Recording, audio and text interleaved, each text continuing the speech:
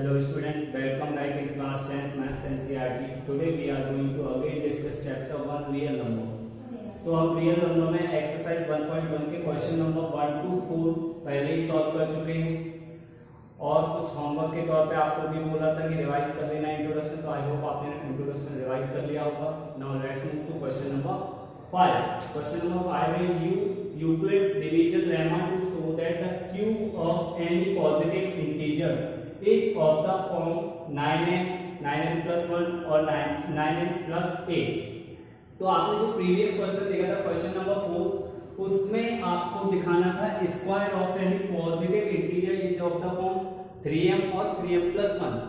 इसमें स्क्वायर की बजाय है क्यूब, कि जब आप किसी भी पॉजिटिव इंटीजर का क्यूब करेंगे तो वो आपका या तो 9m या फिर 9n plus 1 या फिर 9n plus 8 के फॉर्म में आएगा. तो हम देख लेते हैं किसी भी पॉजिटिव इंटीजर का क्यूब किस फॉर्म में आता है. ओके, तो स्टार्ट करते हैं. आपको पता है, मैंने कई बार बताया कि जब भी यूक्लिड डिवीजन लेमा लगाते हैं आपको टू पॉजिटिव इंटीजर चाहिए होते हैं. तो हमारे पास एक पॉजिटिव इंटीजर तो हम यहां से इस फॉर्म से चुरा लेते हैं, दूसरा पॉजिटिव इंटीजर हमारे पास होता नहीं है तो हम उसको सपोज कर लेते हैं. Okay student, let a b any positive integer. Okay, and b is equal to 9 another positive integer. तो इस तरीके के जितने भी क्वेश्चन करते हैं ये लाइन तो सभी में अप्लाई की जाती है. अब आपको पता है b आपका 9 है, तो 9 से जब आप a को डिवाइड करेंगे तो आपको कुछ ना कुछ क्वेश्चन मिलेगा और कुछ ना कुछ रिमाइंडर मिलेगा. हमें पता नहीं कितना क्वेश्चन मिलने वाला है कितना रिमाइंडर, क्योंकि यहाँ पे कोई इंटीजर नहीं है, यहाँ पे है a फॉर्म में. ओके, तो यहाँ पे क्या आएगा 9 इंटू क्यू 9. ओके स्टूडेंट, तो हमारे पास टू पॉजिटिव इंटीजर हो गए, उसका क्वोशिएंट हो गया, रिमाइंडर हो गया. अब आप यहाँ पे अप्लाई कर सकते हैं यूक्लिड्स डिवीजन लेमा. सभी को पता है इसका स्टेटमेंट क्या है, a is equal to bq plus r where r is greater than equal to 0 and less than b. Okay, तो वैल्यू प्लेस करिए. a क्या है, a की जगह a है, b क्या है आपका 9, q की जगह q प्लस r. अब यहाँ पे देखिए 0 less than equal to r less than b, b की जगह क्या है 9. तो अब यहाँ से आप देखिए आपको पॉसिबल रिमाइंडर निकालने होते हैं इस तरह के क्वेश्चन में. आप पॉसिबल रिमाइंडर निकाल लीजिए. पॉसिबल रिमाइंडर इस केस में क्या आएगी, 0 से स्टार्ट होगी क्योंकि यहाँ पे लेस देन और इक्वल टू का साइन है. 0 1 2 3 4 5 6 7 8 और 9 आएगा नहीं क्योंकि यहाँ पे इक्वल टू का साइन नहीं है. अब आप देख रहे होंगे कि इस क्वेश्चन में पॉसिबल रिमाइंडर बहुत ज्यादा आ गई. आपके 8 possible remainder, sorry 9 possible remainder है. तो इसके लिए आपकी 9 स्टेटमेंट बनेगी. फिर 9 स्टेटमेंट का आपको क्यूब करना होगा तो क्वेश्चन काफी लेंथी हो जाएगा. तो अब यहाँ पे आप इसको शॉर्ट भी कर सकते हैं किस तरीके से. देखिए यहाँ पे मुझे 9n का फॉर्म चाहिए. इट मींस जब मैं क्यूब करूंगा किसी भी पॉजिटिव इंटीजर का तो वहां से 9 कॉमन निकालना होगा. ओके स्टूडेंट, तो अगर मैं सपोज करूं यहाँ पे जो मैंने b को सपोज किया है 9, जो 9 उठाया है यहाँ से, अगर मैं इसको 3 ले लेता हूँ और किसी भी पॉजिटिव इंटीजर का जब मैं क्यूब करूंगा तो 3 का क्यूब क्या होता है 27. तो 27 में से 9 को यहां से उठाया जा सकता है, मतलब 9 कॉमन आ जाएगा. तो अब इस केस में आप क्या करोगे कि अब आप b इक्वल टू 9 लोगे. 9 लेके भी आप कर सकते हो, पर उस केस में बहुत लेंथी आपका ये सॉल्यूशन हो जाएगा. तो आप उसको शॉर्ट क्या कर सकते हो, b इक्वल टू यहाँ पे 3 मान लीजिए.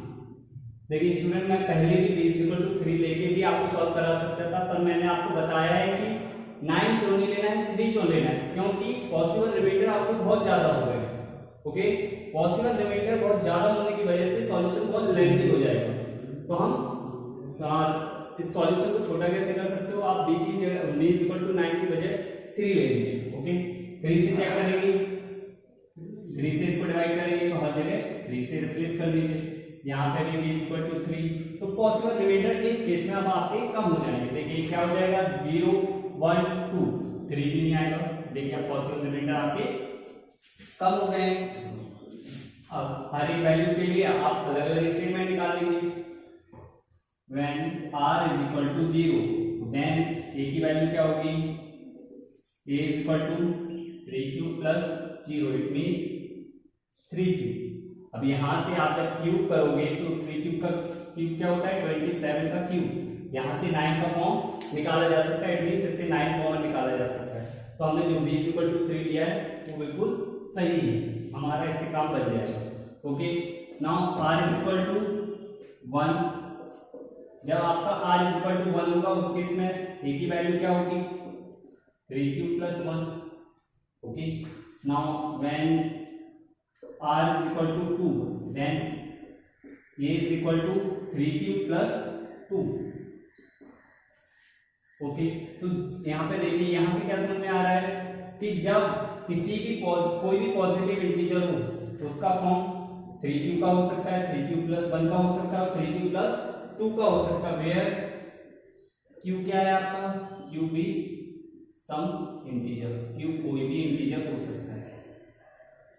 ओके, तो आपको किसी भी पॉजिटिव इंटीजर का फॉर्म नहीं निकालना था, आपको किसका निकालना था q of any positive integer. तो अब आप इन पॉजिटिव इंटीजर्स का क्या करेंगे क्यूब करेंगे।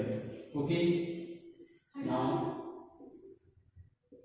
क्यूब ऑफ पॉजिटिव इंटीजर, अब हम इन पॉजिटिव इंटीजर का क्यूब करते हैं। इस प्रीवियस क्वेश्चन में हमने स्क्वायर किया था, इस बार हम क्यूब करेंगे। स्क्वायर के केस में फॉर्म आएगा आपका 3m और 3m प्लस 1, इस केस में ये वाली फॉर्म आनी चाहिए। ठीक है, अब चेक कर लेते हैं ये वाली फॉर्म आ भी रहे हैं कि नहीं आ रहे। ठीक है, तो क्यूब कर दीजिए, पहले इसका करते हैं a का cube, left hand side cube किया तो राइट हैंड साइड भी क्यूब करेंगे आप, 3q का क्यूब। तो 3 का क्यूब कितना होता है 27, q का क्यूब q की पावर 3। ये स्टूडेंट अब मैं यहाँ पे राइट कर रहा हूँ, नीचे जगह नहीं थी, आपको इसके नीचे ही राइट करना है। ओके, अब मैं इसका क्यूब करता हूँ, a cube is equal to 3q plus 1। इसको एक्सपेंड कर लेते हैं, ब्रैकेट को ओपन करते हैं, तो यहाँ पे कौन सी आइडेंटिटी लग रही है आपकी a प्लस b का होल क्यूब, a हो जाएगा 3q, b हो जाएगा 1। अब इसकी आइडेंटिटी होती क्या है a cube plus b cube plus 3a square b plus 3ab square, ये आपने पढ़ा होगा। ठीक है, तो मैंने आपको लिख दिया, यहाँ से आप रिकॉल कर सकते हैं इस चीज को। आप कंपैरिजन पे a 3q आया, b 1 आया, यहाँ पे वैल्यू प्लेस कर दीजिए। a की जगह 3q का होल क्यूब, b की जगह 1 का होल क्यूब, 3a की जगह 3q का होल स्क्वायर मल्टीप्लाई b की जगह 1 प्लस 3a की जगह 3q, b की जगह 1 का होल स्क्वायर। ओके, इसको फर्दर सिंप्लीफाई करते हैं, 3q का होल क्यूब यहाँ पे भी किया था, 3q का होल क्यूब क्या आया था 27q। ओके, 1 का होल क्यूब 1, इसको फर्दर सिंप्लीफाई करेंगे तो 3q का स्क्वायर मतलब 3q का मल्टीप्लाई 2 टाइम्स होगा, तो क्या आ जाएगा 3q का मल्टीप्लाई 2 टाइम्स करोगे तो आपका यहाँ से आएगा 9q स्क्वायर। अब इसका उसका मल्टीप्लाई करिए और इसका, तो 3 9 जा 27q स्क्वायर। ओके, प्लस इन सब का मल्टीप्लाई करते हैं, 1 का स्क्वायर आपको पता है 1 ही होता है, इन दोनों का मल्टीप्लाई करिए, 3 3 जा 9q। ठीक है, तो वेरिएबल वाले टर्म को एक साथ कर लीजिए, इस 1 को मैं पीछे लेके जाता हूँ, 27q स्क्वायर 9q प्लस 1, तो ये क्यूब आ गया। ओके, अब इसका क्यूब करके और देखते हैं। अभी मैं यहाँ पे कुछ जगह छोड़ देता हूँ, कुछ मुझे चीजें आपको यहाँ पे क्लियर करनी है। ठीक है, इसलिए मैं थोड़ा सा स्पेस दे रहा हूँ यहाँ पे।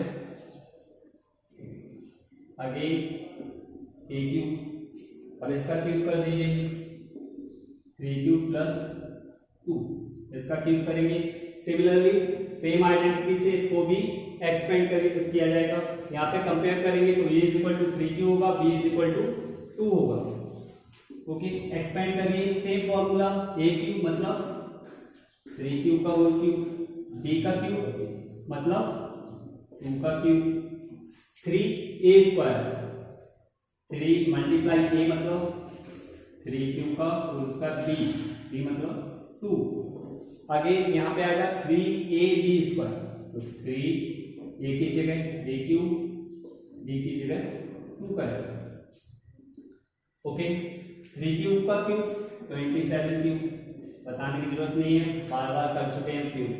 2 का क्यूब 8, सिमिलरली 3 क्यूब का स्क्वायर होगा 9 क्यू स्क्वायर। इन सबको मल्टीप्लाई कर दीजिए, 3 9 27, 27 टू जा 54 क्यू स्क्वायर। इन सबका मल्टीप्लाई करते हैं, 3 3 जा 9, 9 4 जा 36 और क्यू। ओके, इसको भी थोड़ा सा रीअरेंज कर लेते हैं, क्यू क्यू वाले टर्म्स को मैं आगे लिखे दे रहा हूँ, 8 को थोड़ा पीछे रखे दे रहा हूँ। Cube square 27 cube plus 54 Q square 36 cube plus 8। Okay student, अब हमें देखना है कि cube of any positive integer should be in the form of 9n और 9n प्लस 1 और 9n प्लस 8। देख लेते हैं इस फॉर्म में ये नंबर्स आ रहे हैं, मतलब पॉजिटिव इंटीजर का क्यूब इस फॉर्म में आ रहा है कि नहीं आ रहा है। तो यहाँ से मैं 9 कॉमन निकालने की कोशिश करता हूँ, देखता हूँ 9 कॉमन निकल के आ रहा है। तो ऑब्वियस सी बात है 27 में से 9 कॉमन निकाला जा सकता है, तो क्या बचेगा 3 क्यूब 9 3 जा 27। अब आपको पता है यहां से फिर लॉजिक लगाना है कि क्यू आपका क्या है, यहाँ पे लिखा हुआ है क्यू आपका एक इंटीजर है।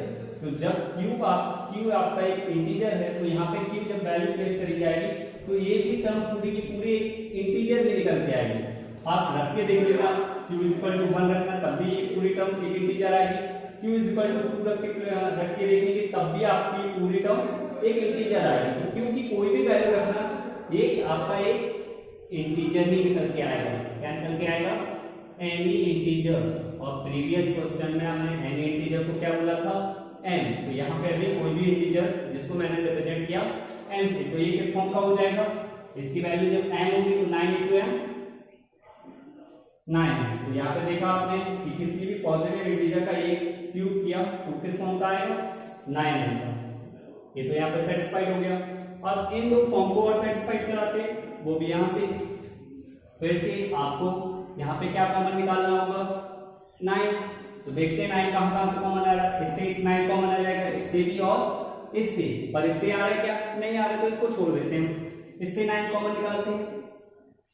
अब पिछले क्वेश्चन में जब मैंने कॉमन लिया था तो एक चीज बताई थी कि जो भी टर्म कॉमन लेते हैं उसी से आप डिवाइड कर दीजिए तो उसके पास वही बच जाएगा।